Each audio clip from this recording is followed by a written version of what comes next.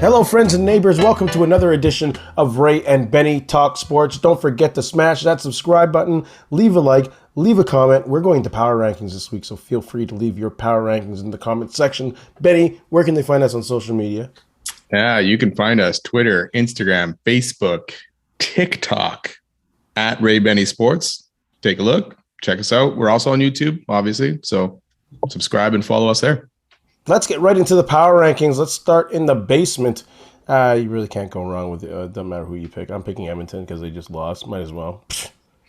Yeah, I could have flipped the coin between these two. I'm not letting Ottawa yet out of the basement, so I'm going to keep Ottawa at number 9, Edmonton at number 8 for me. So I'm sure yours is the other way around. It's the other way around just because of the recent win. Yeah. It's mind-boggling. I don't even know. We went, 1 for 3 in predictions this week? Yeah, pretty much. I mean, there was 2 games that we kind of said you can almost flip a coin. The Toronto-Hamilton game, the Edmonton-Ottawa game. Yeah. But we actually backed Edmonton thinking, okay, they're going to finally get that win at home, right? You should have brought the coin back for that one. Oh, my God. Mess. At number 7, who you got?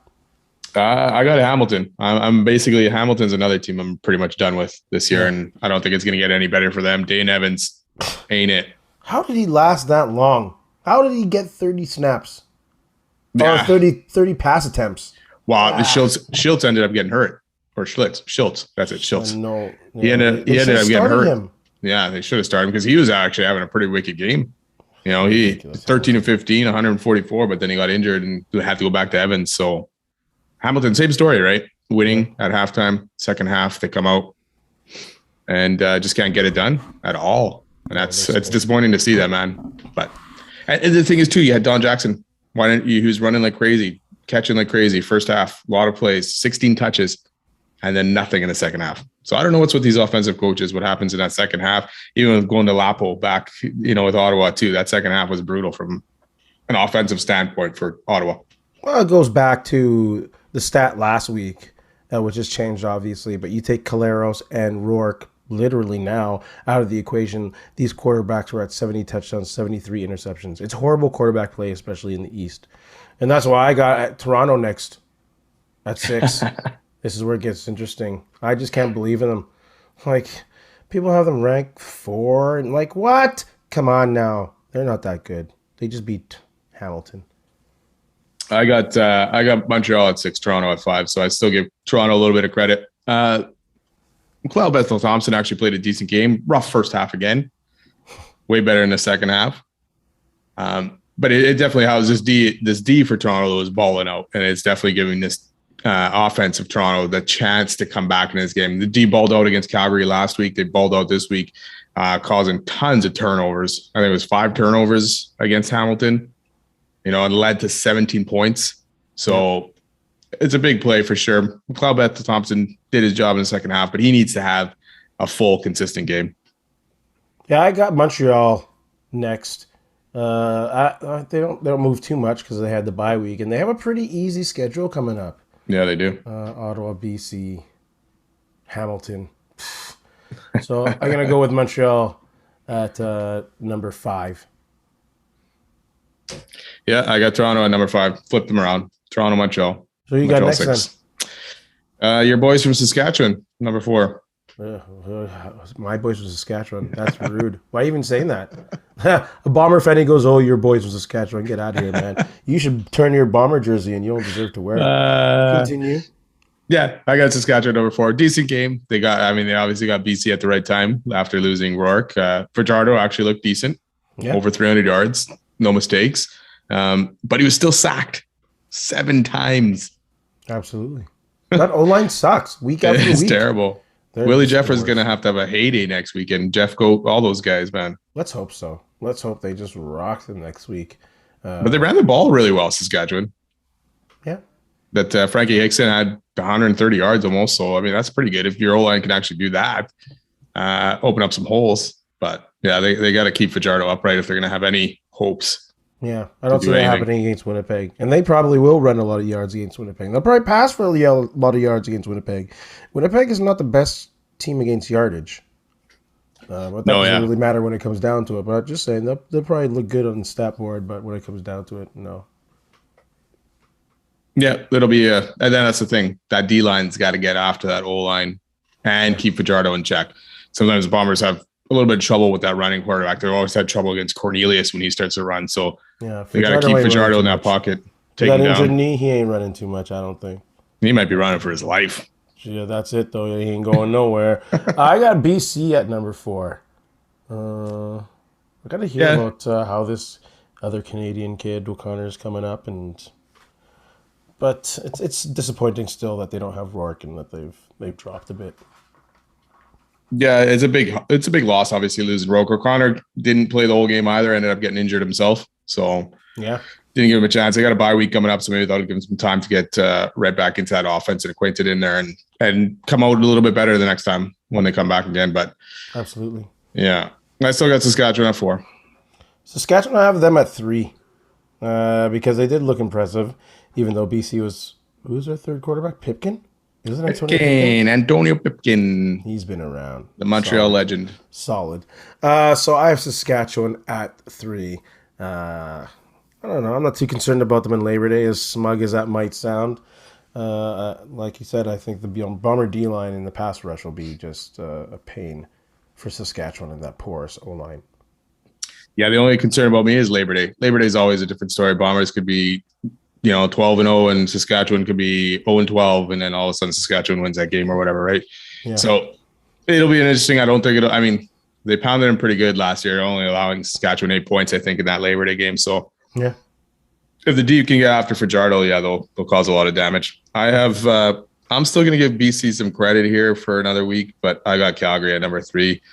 Played a great game against Winnipeg, but those records are still too far off for me. I'm not giving BC the benefit of the doubt that they can turn this thing around and keep it going. Their D obviously has to be better, but yeah. For now, Calgary 3. Great game by Jake Mayer.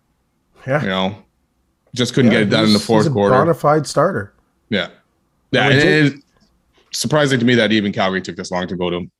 Yeah, absolutely. We were talking in the offseason that this guy is the guy for Calgary, and he proved why against a really good Bomber team. He looked composed and very comfortable, and that's why I have them at 2. I for sure think they're better than BC. If they're going to go toe-to-toe now, for sure I take Meyer and Calgary to beat BC, either in BC place or in Calgary.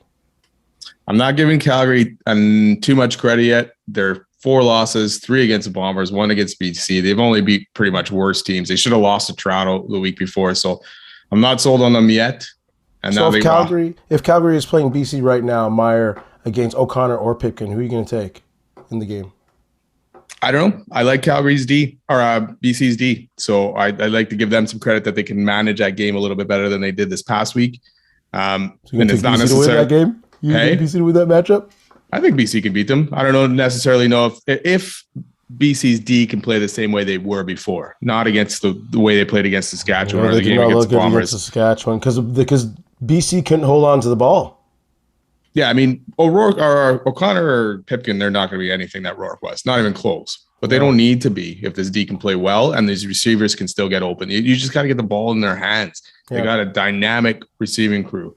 So maybe with a bye week, we'll see. But the thing with Rourke is he also had his feet and he had a way of extending drives, which kept the defense off the field, which meant they were fresh.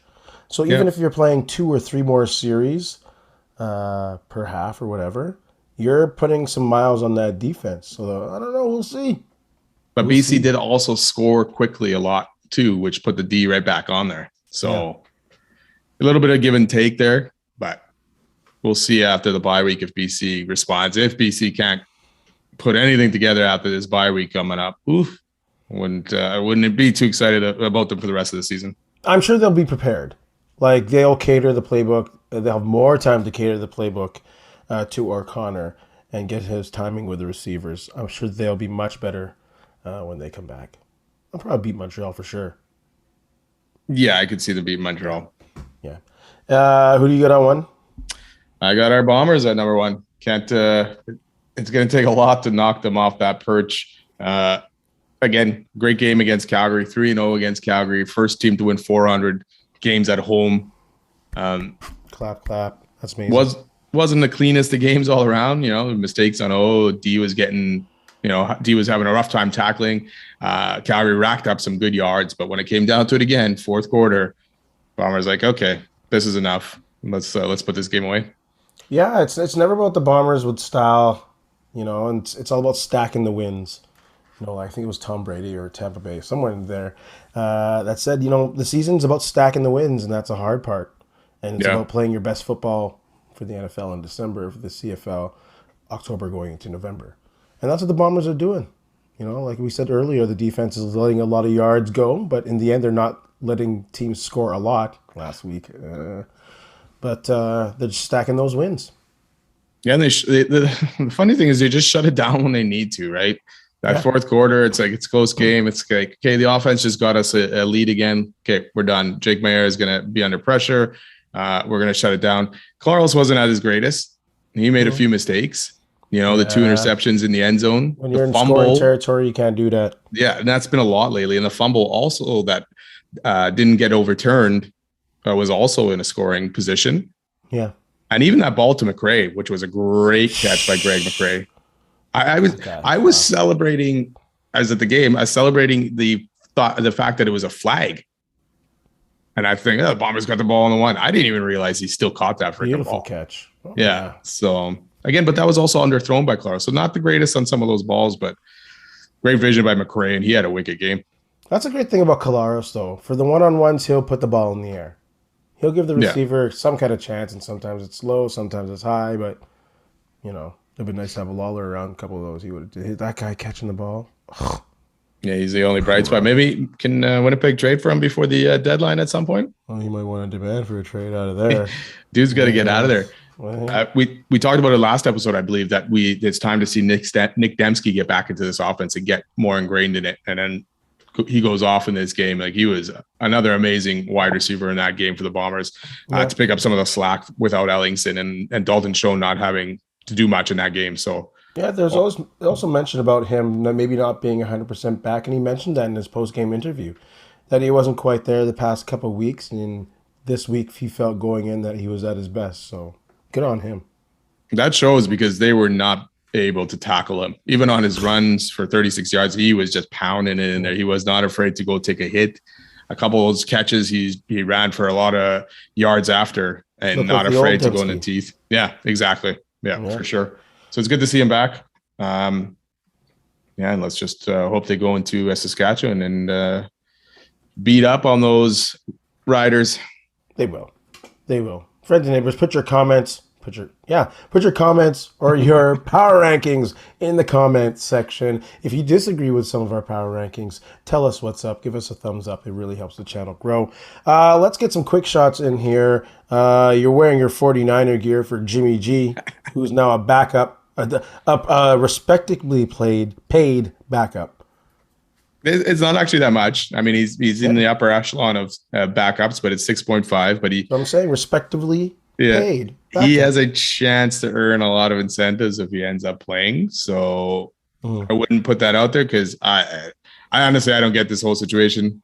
You come out, you say it's Trey Lance's team, give it to him, let him play. Wow. Now you got this guy sitting behind his shoulder anyways, where Jimmy G is going to be standing. Yeah. And it's like every mistake, it's going to – 49er Twitter this year, if you want to have a fun time or watch or laugh or something, follow some guys on Twitter and follow that 49ers Twitter, because it is going to be a gong show this year, especially if Trey Lance struggles. That's the thing. It's like no one wanted him. What are you going to do? You're not going to release him and get nothing. You might as well keep the guy who's been on the team, unless it divides the locker room, which I don't think.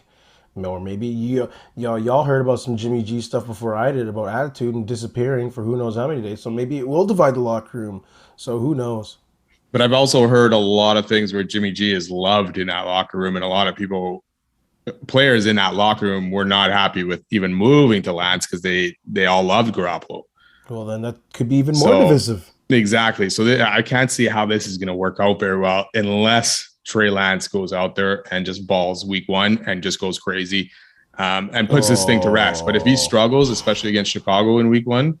No, you don't pull out the hook that early. No, you give him a few weeks for sure. You can't be saying, okay, the hook is right there, because that'll destroy the kid even more. He has to have the confidence of the team. I'm not saying the hook's not there, but 49er Twitter will But the thing is, Chicago is supposed to be a terrible team. If you go and you can't beat Chicago, Justin Fields is looking good. yeah, Justin Fields is looking good. yeah, and I'm see, excited to watch him play. yeah. So if you watch those preseason games, you'll see, okay, Fields threw some touchdowns. Last game didn't really do anything. So it's like, which one's better? We'll find out week 1, but You're gonna let him play. it's going to be a gong show. Let's applaud the Buffalo Bills for releasing the punter. Guilty or not, that's some attention you don't want on this team that can actually push for an AFC title. That's not to condone any kind of that behavior. I'm just saying, in the legal system, it's still guilty or not guilty. That process has to go, but the civil suit is on, and that's nasty. What that situation.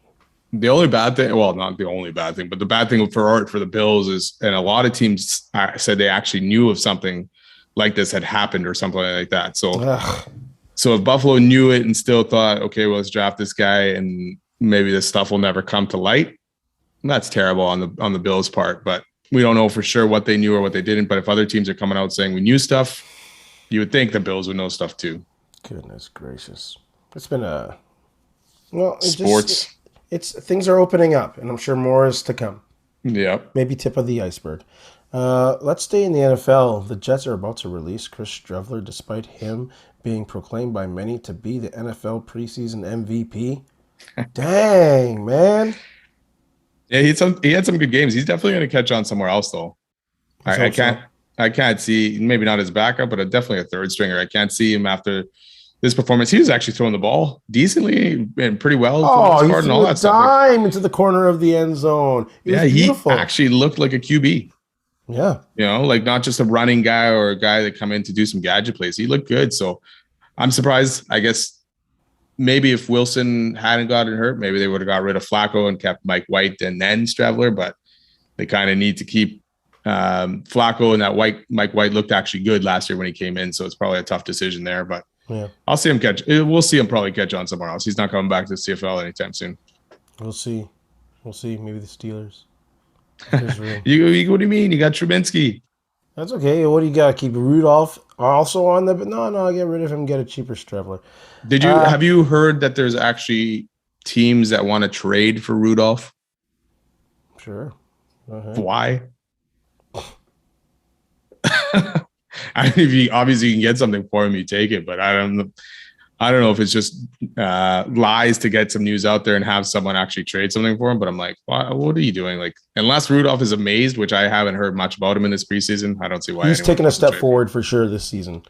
In preseason action, he's definitely taking a step forward. But he's still going to lose out to Trubisky and for sure Pickett. So without a doubt. Yeah. So maybe that's where the interest is.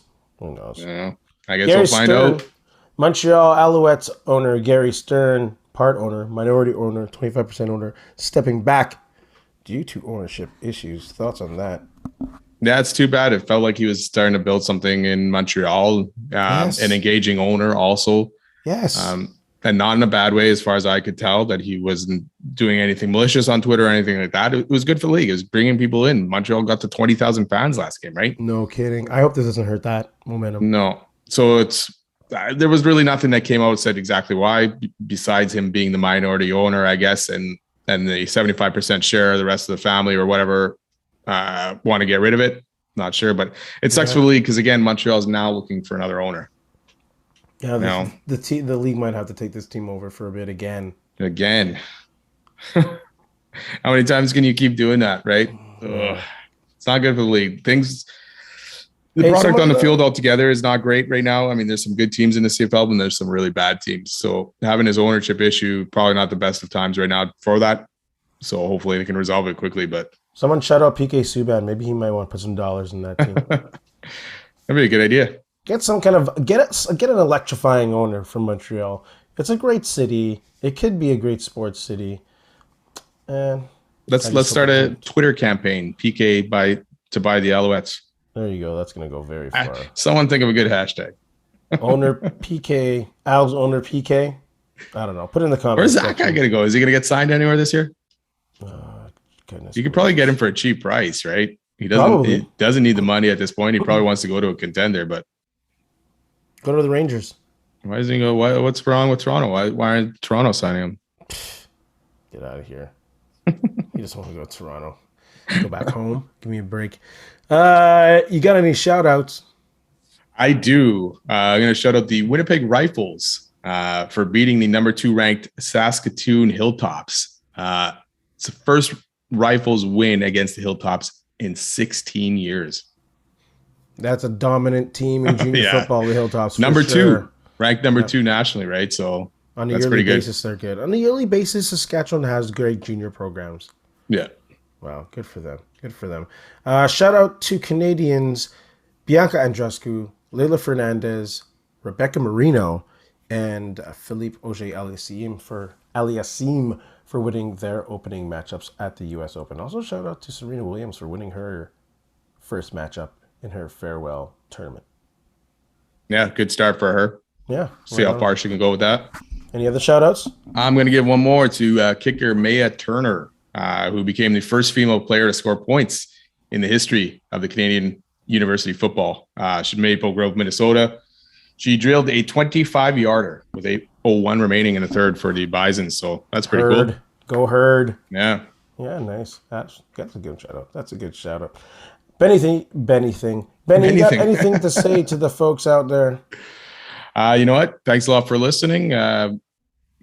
Keep following, keep subscribing. We're going to have some more giveaways in the future as well. And have a good week.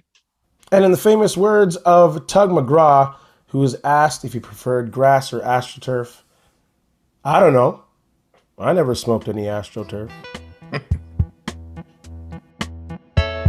Hey, friends and neighbors, don't forget to check us out online on Facebook, TikTok, Instagram, and Twitter at Ray Denny Sports. And don't forget to check out our YouTube channel. Leave a like, leave a comment, tell us what you think.